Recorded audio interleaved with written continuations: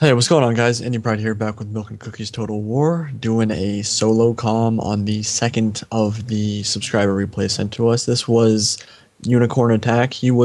Some of you might remember him from Fish Sandwich Patrol's Classic Battle Tournament. He was in that, made it pretty far in the tournament, I believe, and he sent me this replay, and his opponent is Timbro AG. Some of you might recognize some of Timbro's clan mates. If you don't recognize him, Big City Knight, a bunch of other AG guys are in his clan. So this was a pretty interesting battle, relatively high level gameplay, pretty fun to watch. But I am going to get something off my chest right now.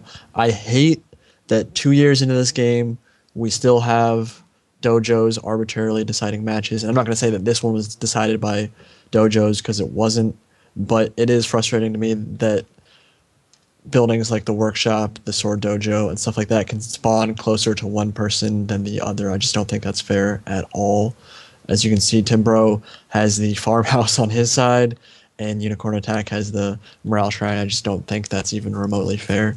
But now that I got that off my chest, I think we can get in this replay. So let's press play now and go over the army setups. So Unicornattack has a melee general with some really pretty heavily upgraded cavalry, some Naginata Warrior Monk Cav, 16 attack, Yari Cavalry 12, another Yari Cavalry with 12, and a Katana Cav with 31 attack. Really powerful unit, super expensive, but if you get that into enemy sword units, they're dead. He also has 2 Light Cav over on his left flank, who are going to go up onto this ridge, and I will be mentioning them in a couple minutes, because he does something with them that I don't like, and I think that people should not ever do. Also, 2 Naginata attendants going to contest the workshop, and he does something with them that I don't really like, and I'll also bring that up when the time comes. So looking at Timbro's army setup, he's got Matchlock Samurai, Matchlock Warrior Monk. Do not have extended range on them, but he does have some really powerful cavalry, some Fire Cav with 23 attack, Yari Cav with 19 attack, so he actually has better cavalry than Unicornattack does. Some really heavily upgraded Nodachis with 20 plus attack, and so, yeah, pretty powerful. Now, alright, let's go over to the Light Cav up here on the ridge. What he does here is he dismounts his Light Cav, and this was a popular thing in the Classic Battle Tournament that Fishy hosted.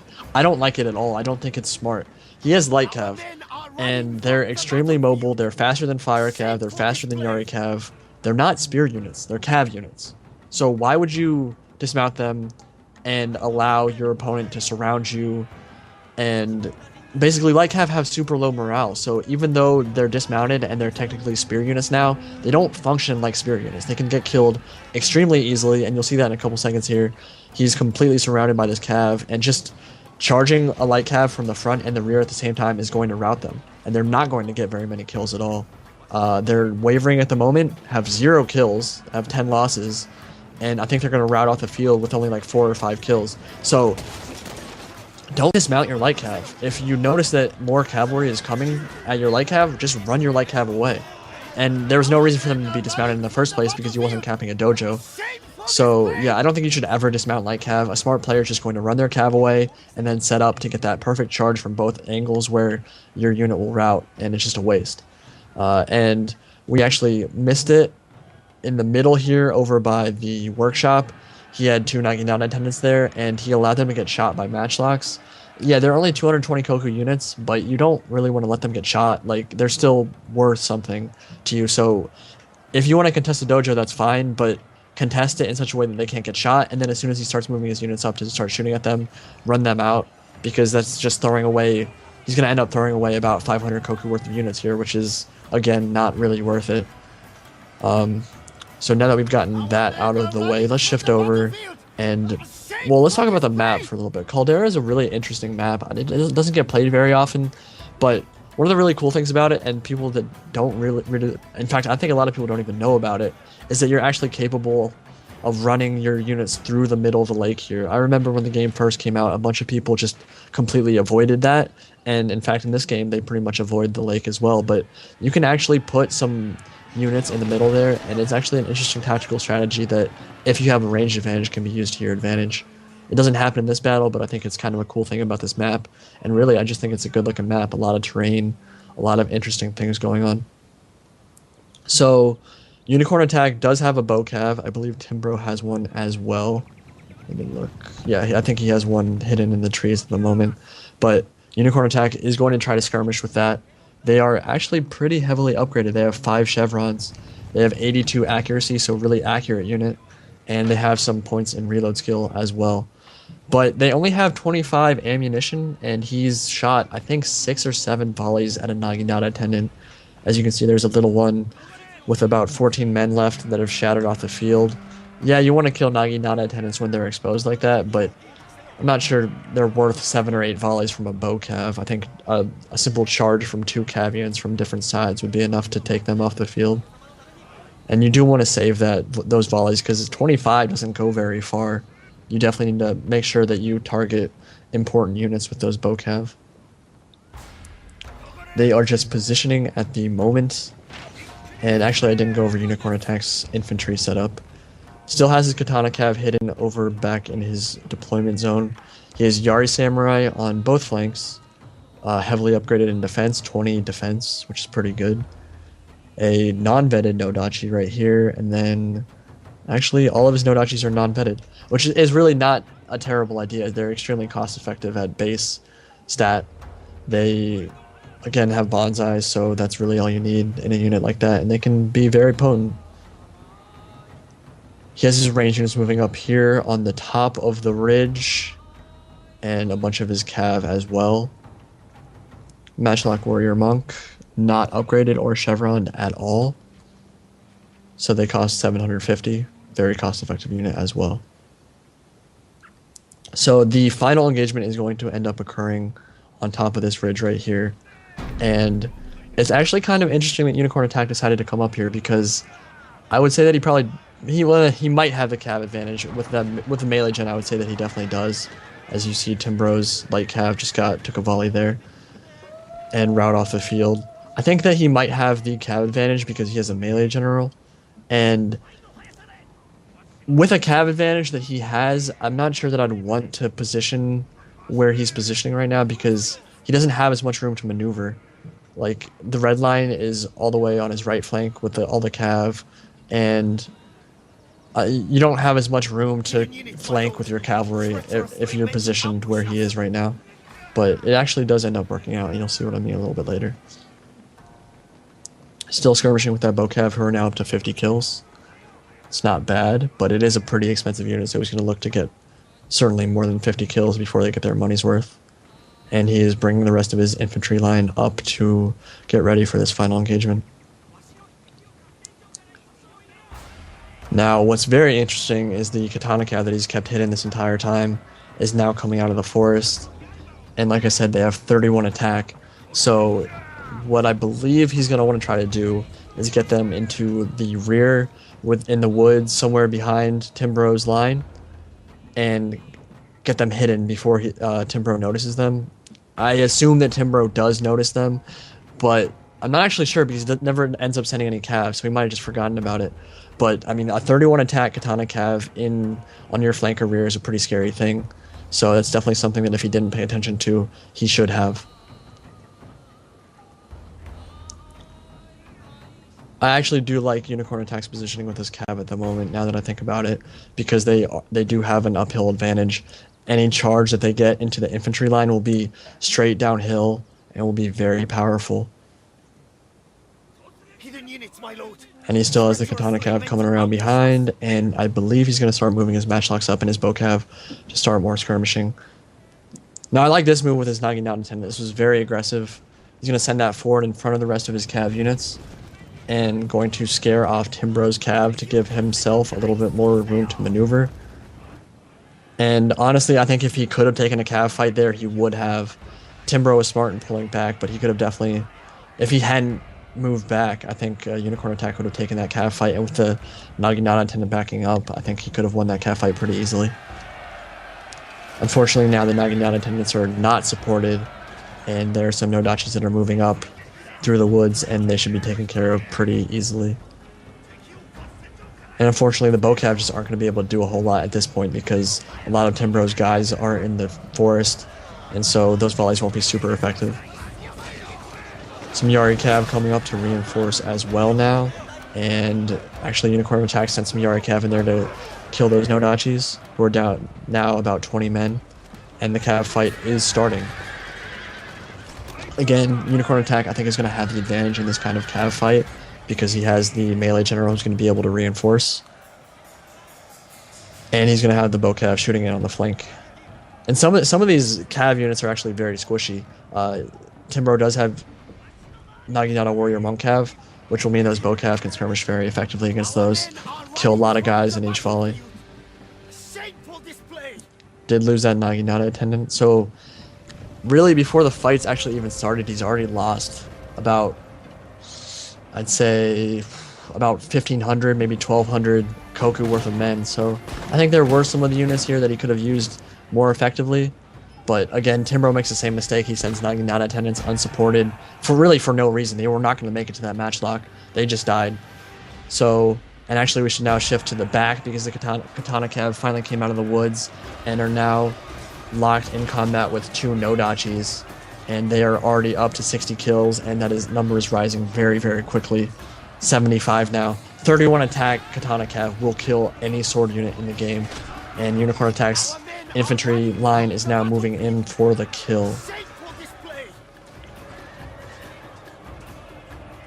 So this is a really spread out battle at the moment. Nodachis and Yari Samurai engaging all across the line, and Unicornattack is going to send his Cav right up the middle, try to find some holes to exploit, but Timbro doesn't have a lot of spear units to protect his swords, so Unicornattack's cavalry will be able to get into infantry or into melee combat, and they will be able to do a lot of damage.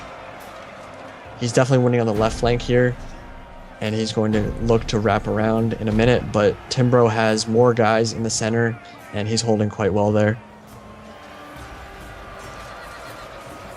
Little micro mistake here in the back of Unicornattack's line.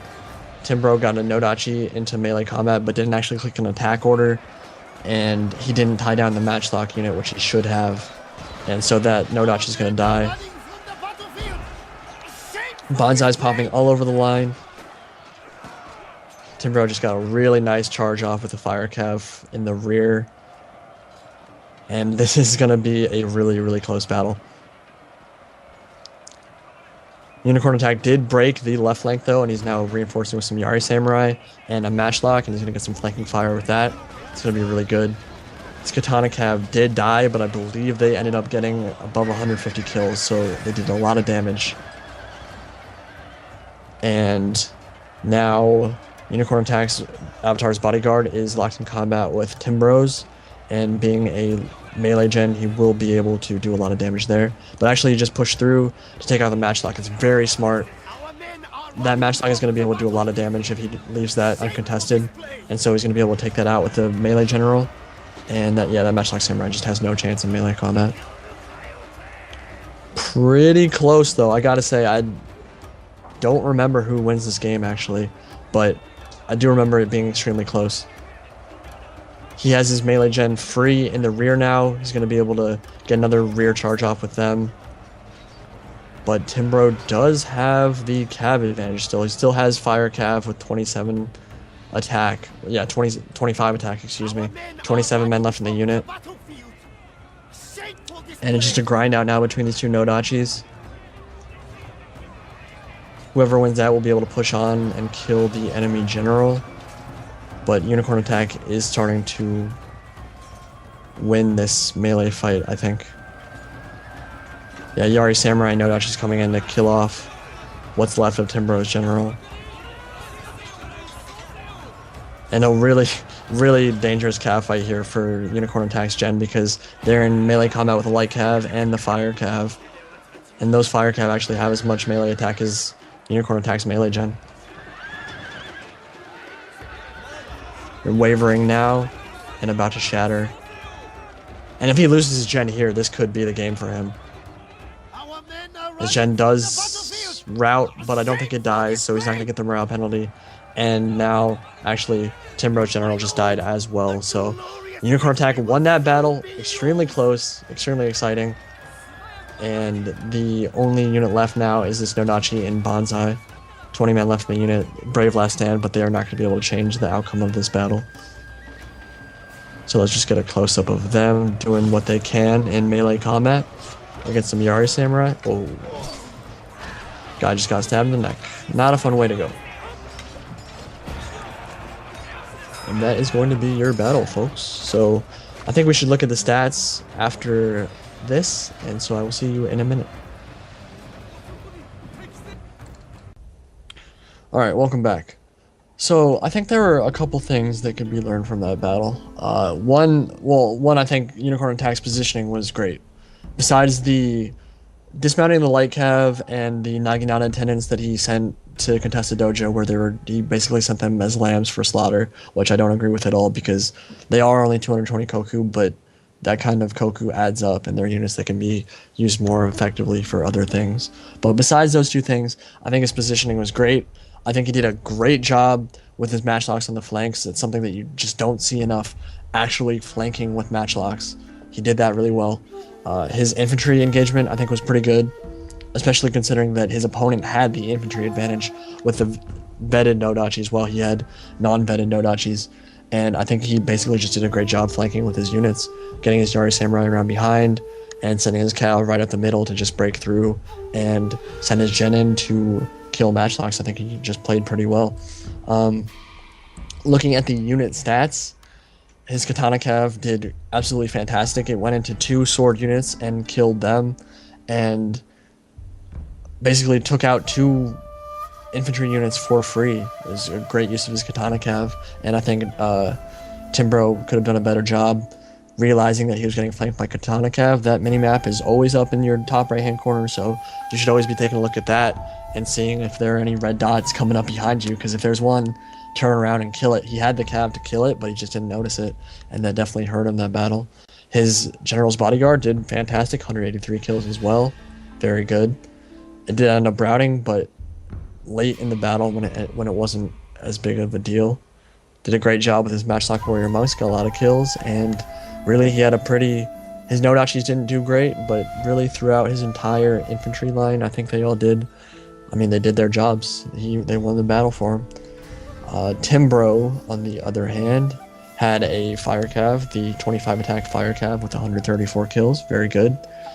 He did do well with his Cav. He ended up getting a nice rear charge off the main line of Unicornattack, did some damage there, but it just wasn't enough. I think Unicornattack just did too good of a job flanking and spreading out over the field for Timbro to really be able to win that battle.